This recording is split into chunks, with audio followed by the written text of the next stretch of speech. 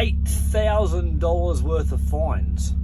So I pulled up about 9 o'clock outside Cargill's in Melbourne in the side street, waiting for them to open the following morning. As I was doing a walk around, the truck pulled up behind me. It was a ripper. 1974 white Road Commander.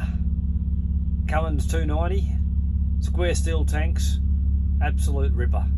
Wasn't pristine, but it was in good nick. So this old fella gets out, and I said, "Mate, I haven't seen one of those for a while. That is a beauty." "Yeah," he says, "I bought a new 1974, just in time for Cyclone Tracy." Now bear in mind, this truck's got a 290 Cummins in it.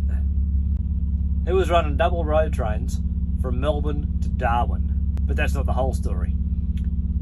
He'd load 2 trailers worth of steel, full weight, structural steel or plate steel, and then he'd take them round the corner and load a full load of timber on top. There's a double load on each trailer.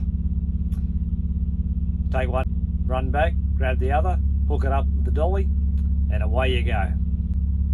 Now again, remember, this is 1974. Things have changed a bit.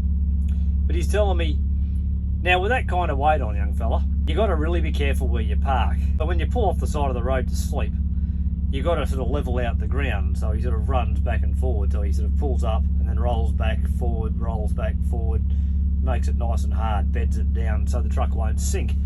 Because with that kind of weight, you're just going to sink into the ground overnight. And on this particular morning, he's woken up to a knock on the door. Your friendly local Scalie goes, "Mate, I can see what you've been doing here. I reckon you might be a tad heavy." Yeah, well, he was. So he leads him off to a local grain site to weigh him. Well, they didn't work so well because the weighbridge wasn't up to the weight.